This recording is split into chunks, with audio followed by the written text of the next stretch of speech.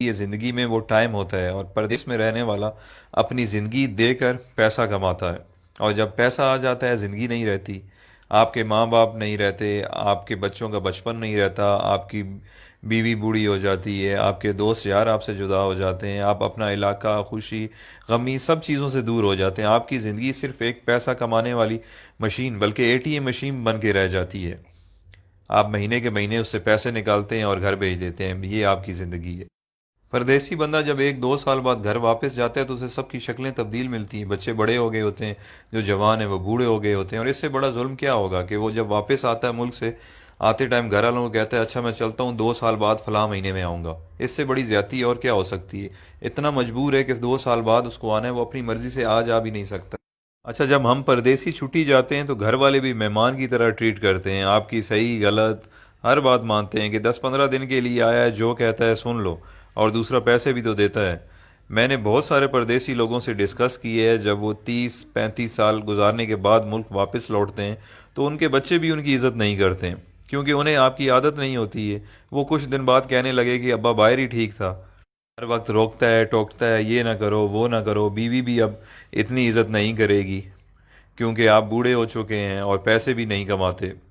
یہ ساری چیزیں اتنی جلدی آپ کو ہضم نہیں ہوں گی، کیونکہ جب آپ پردیس سے آتے تھے تو آپ کو منسٹر جیسا پروٹوکول ملتا تھا، جو اب واپس آنے پر نہیں ملے گا۔ آپ کچھ دن تو ان سب لوگوں سے لڑیں گے کہ میں نے آپ کے لیے زندگی ملک سے باہر گزار دی، میں نے یہ کیا، میں نے وہ کیا، بٹ سب نے یہی کہنا ہے کہ آپ نے کچھ نہیں کیا، بلکہ آپ کی وجہ سے ان کی زندگی خراب ہو گئی ہے۔ فائنلی دل برداشتہ ہو کر آپ نے ایک کونا پکڑ لینا ہے، بیٹھ کے سوچتے رہنا ہے کہ میرے ساتھ ہوا کیا ہے، میں نے کیا کیا ہے۔ اس دوران لوگ آپ کو پاگل نہیں تو کم از کم یہ کہنا ضرور شروع کر دیں گے کہ بڈھا کھسکا ہوا ہے، اس کی باتوں پہ زیادہ دھیان نہ دیا کریں۔ آخرکار لوگوں کے بیہیویئر رویوں کو سوچتے سوچتے آپ حقیقت میں پاگل ہو جائیں گے اور اپنے خالق حقیقی سے جا ملیں گے۔ یہ ہے پردیسیوں کی زندگی کی سٹوری، جس میں میں خود بھی شامل ہوں۔ جو پردیس میں رہتے ہیں وہ میری باتوں کو اچھی طرح سمجھ رہے ہوں گے، کیونکہ جس پہ گزرتی ہے وہی جانتا ہے۔ اب آپ مجھے بتائیں اچھا فیصلہ کیا ہے؟ ایک طرف پیسہ اور صرف پیسہ ہے، اور دوسری طرف زندگی جس میں ماں باپ ہیں، بچے ہیں، بیوی ہے، دوست یار ہیں، اپنا ملک ہے، سب کچھ ہے۔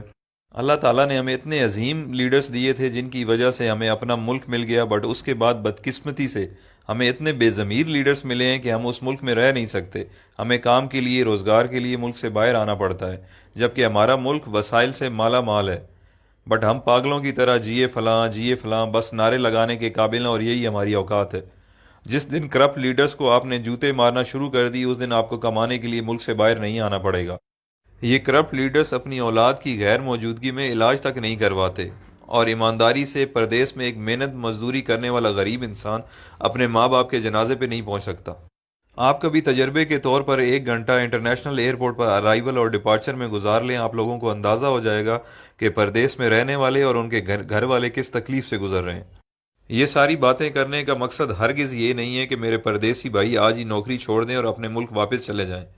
میں صرف یہ سمجھانا چاہتا ہوں کہ آج سے پلاننگ کریں اور باہر رہتے ہوئے کوئی چھوٹا سا کام اپنے ملک میں شروع کر دیں، تاکہ کچھ عرصے بعد اپنے ملک واپس آنے کے قابل ہو جائیں، کہ اتنے وسائل ہو جائیں کہ آپ واپس آ جائیں، کیونکہ 30 سال بعد بھی آپ کو پاکستان واپس جا کر کوئی نہ کوئی کام کرنا پڑے گا گزارا کرنے کے لیے۔ تو آج سے کیوں نہ شروع کیا جائے؟ سب سے اہم چیز جو ہے وہ ہے آپ کی ڈائریکشن۔ فار ایگزامپل، آپ پنڈی کی طرف منہ کر کے چلنا شروع کر دیں اور آپ کی خواہش کراچی پہنچنے کی ہو، آپ جتنی بھی جان مار لیں آپ نہیں پہنچ پائیں گے، کیونکہ آپ کی ڈائریکشن غلط ہے۔ تو سفر شروع کرنے سے پہلے اپنی ڈائریکشن درست کریں، آپ جیسا سوچیں گے، جیسا چاہیں گے، اللہ تعالیٰ اسی سے آپ کو نوازے گا۔ تو بڑا سوچیں، بڑا خواب دیکھیں۔ جب دینے والے نے کوئی حد، کوئی پابندی نہیں لگائی تو ہم خود کو کیوں لمیٹڈ کریں؟ بزنس ہو، ایجوکیشن ہو یا نوکری ہو، سکسیس آپ کو اس فیلڈ میں مل جائے گی، بٹ دیکھنا یہ ہے کہ جس کی جستجو آپ کر رہے ہیں یا جو خواب آپ دیکھ رہے ہیں اس کی اہمیت، ویلیو کیا ہے۔ اگر آپ کی خواہش پڑھ لکھ کر سرکاری نوکری کرنا یا ٹائی والی نوکری حاصل کرنا جسے آپ وائٹ کالر کہتے ہیں، یا آپ بزنس اس پرپس کے لیے کر رہے ہیں کہ چلو سکون ہوگا، کچھ کام نہیں کرنا پڑے گا، تو بھائی آپ کے خواب بہت چھوٹے ہیں۔ دنیا میں بہت کچھ ہے۔ کام ایسا سلیکٹ کریں کہ اگر آپ منزل پر پہنچ جائیں تو آپ اپنے اور اپنے گھر والوں کے ساتھ ساتھ خاندان، محلے، گاؤں، شہر اور معاشرے کے لیے فائدہ مند